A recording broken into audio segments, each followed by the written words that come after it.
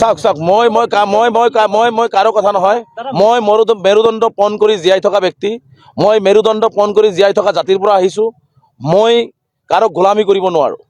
লাগিলে এদিন জীয়াই থাকিম, ভালকৈ জীয়াই থাকিম, আত্মসন্মান আৰু আত্মমৰ্যাদা লৈ জীয়াই থাকিম। গতিকে কিন্তু কাৰো কথাত কাৰো বহতীয়া হৈ জীয়াই নাথাকোঁ। 20 বছৰ সংগ্ৰাম কৰিছোঁ। সংখ্যালঘু জাতিৰ কাৰণে যদি প্ৰাণ দিব লাগে, সংখ্যালঘু জাতিৰ কাৰণে যদি মৰি যাব লাগে, মৰি যাবৰ কাৰণে মই প্ৰস্তুত আছোঁ। কিন্তু সংখ্যালঘু জাতিৰ যিখিনি সমস্যা আছে সেইখিনি সমস্যালৈ মই যুঁজিম। তাত মই ৰাজনীতি কৰোঁ নকৰোঁ মোক কোনেও বাধা দি ৰাখিব নোৱাৰে। চাওক, সদৌ অসম সংখ্যালঘু ছাত্ৰ ইউনিয়নৰ প্ৰতিজন কৰ্মকৰ্তা, আমি যিবিলাক কাম কৰিছোঁ প্ৰতিজন কৰ্মকৰ্তাই শক্তিশালী। মই আমচুৰ প্লেটফৰ্মৰ পৰা আহিছোঁ।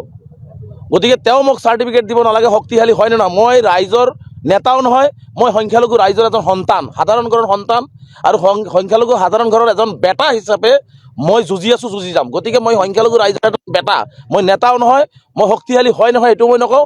কিন্তু মই সংখ্যালঘু ৰাইজৰ আৰ্থ সামাজিক শৈক্ষিক আৰু নাগৰিকত্বৰ যি সমস্যাৰে জৰ্জৰিত, গৰাখহনীয়া সমস্যাৰে যি জৰ্জৰিত, এই সমস্যালৈ 20 বছৰ যুঁজিছোঁ আৰু মৃত্যুৰ আগদিনাখন লৈ যুঁজিম। তাত বাধা দি ৰাখিব নোৱাৰে। Thank you. চাওক, মুখ্যমন্ত্ৰীয়ে ইমান নিকৃষ্টতম পন্থা অৱলম্বন কৰে যে তেওঁৰ মোৰ পিতৃ মাতৃক ধৰিও আক্ৰমণ কৰিছে। আচলতে ৰাজনীতিত এনেকুৱা মানুহ তললৈ যাব নালাগে। পিতৃ মাতৃ ৰাজনীতিৰ ঊৰ্ধত, ৰাজনীতিৰ তলত নহয়, কিন্তু পিতৃ মাতৃ হৈছে ৰাজনীতিৰ ঊৰ্ধত। কাৰণ আমি প্ৰতিজন ব্যক্তিয়ে প্ৰতিজন মানুহৰ পিতৃ মাতৃক সন্মান আৰু শ্ৰদ্ধা কৰাটো উচিত। আমিও মুখ্যমন্ত্ৰীৰ পিতৃ মাতৃক আমি সদায় শ্ৰদ্ধা কৰোঁ। গতিকে হেনে অৱস্থাত মই সদৌ অসম সংখ্যালঘু ছাত্ৰ ইউনিয়নৰ প্ৰাক্তন সভাপতি হিচাপে মোৰ পিতৃ মাতৃক ধৰি যি ধৰণে কথা কৈছে, গতিকে মুখ্যমন্ত্ৰীৰ মানসিকতা কিমান মানে নিম্ন খাপৰ হৈছে এই কথাটো আপোনালোকে বুজক। মোৰ পিতৃ মাতৃ সম্পূৰ্ণ ভাৰতীয়, ইয়াৰে ভূমিপুত্ৰ। 1890 চনত মোৰ আতা গোৱালপাৰা জিলাৰ পশ্চিম মাজৰাল গাঁৱত জন্মগ্ৰহণ কৰিছে। মোৰ আতা শৰৎ চন্দ্ৰ সিং ডাঙৰীয়াৰ লগত কংগ্ৰেছ কৰা মানুহ, সক্ৰিয় কংগ্ৰেছ, ভাষা আন্দোলন, মাধ্যম আন্দোলন, স্বাধীনতা আন্দোলনৰ এজন সক্ৰিয় কৰ্মী আছিলে। মোৰ মা এজনী গৰীয়া সম্প্ৰদায়ৰ মহিলা। তাৰপিছতো মোক কয় যে মোৰ পিতৃ মাতৃ বাংলাদেশী, তেনেহ'লে মুখ্যমন্ত্ৰীৰ মানসিকতাটো চিন্তা কৰক। Thank U. নেক্সট প্লেনিং একো নাই। সংখ্যালঘু ৰাইজৰ লগত মই কথা পাতিম, সংখ্যালঘু ৰাইজৰ লগত মই বুজিম। সংখ্যালঘু ৰাইজে যি পৰামৰ্শ দিব, মই এৰি অহা ছাত্ৰ সংগঠনটোৰ মই যি ছাত্ৰ সংগঠনৰ পৰা আহিছোঁ সেই পৰিয়ালটোৱে ইতিমধ্যে বিভিন্ন কথা পাতি আছে। তেওঁলোকেও নিশ্চিতভাৱে পৰামৰ্শ দিব।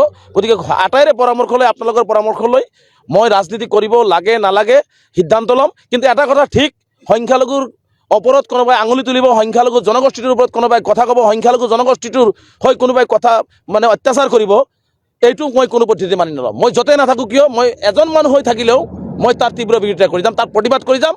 ন্যায্যতা আমাক লাগিব, ন্যায় আমাক লাগিব, আমাৰ সংবিধানে দিয়া অধিকাৰ আমাক লাগিব। আৰু যদি কোনোবাই নিদিয়ে এইটো কাঢ়ি অনাৰ ব্যৱস্থা কৰিম।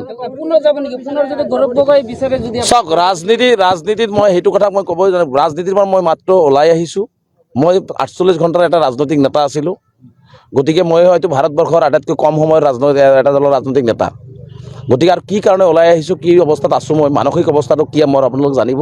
কাৰণ বহু আশা আৰু বহু সপোন লৈ এটা সাম্প্ৰদায়িক চৰকাৰক প্ৰতিহত কৰি অসমখন সুন্দৰ কৰিবৰ কাৰণে শদিয়াৰ পৰা ধুবুৰীলৈকে পাহাৰ ভৈয়াম ব্ৰহ্মপুত্ৰ একত্ৰিতভাৱে সমন্বয় আৰু উন্নয়নেৰে অসমখন আগুৱাই লৈ যোৱাৰ কাৰণে সপোনেৰে, আৰু মোৰ জনগোষ্ঠীটোৰ যিখিনি সমস্যা আছে এই সমস্যাখিনি এটা স্থায়ী সমাধানৰ কাৰণে মই আগবাঢ়ি গৈছিলোঁ। কিন্তু মই উভতি আহিব লগা হৈছে। গতিকে মোক অলপ সময় দিয়ক, মোক ৰাইজৰ লগত কথা পাতিব দিয়ক, আপোনালোকৰ লগত কথা পাতিব দিয়ক। মই এৰি অহা মোৰ ছাত্ৰ সংগঠনৰ পৰিয়ালটোৰ লগত কথা পাতিব দিয়ক। নিশ্চিতভাৱে মই ভাল সিদ্ধান্ত ল'ম। এটাই খালী কথা কৈছোঁ, যি সিদ্ধান্তই নলওঁ মই সংখ্যালঘু জাতিৰ আগত ৰাখি, কাৰণ জাতি মোৰ আগত, জাতিৰ ঊৰ্ধত মই নহয়। জাতিৰ যিয়ে ক'ব, জাতিৰ যি সমস্যা ক'ব সেই সিদ্ধান্ত মই ল'ম। Thank U.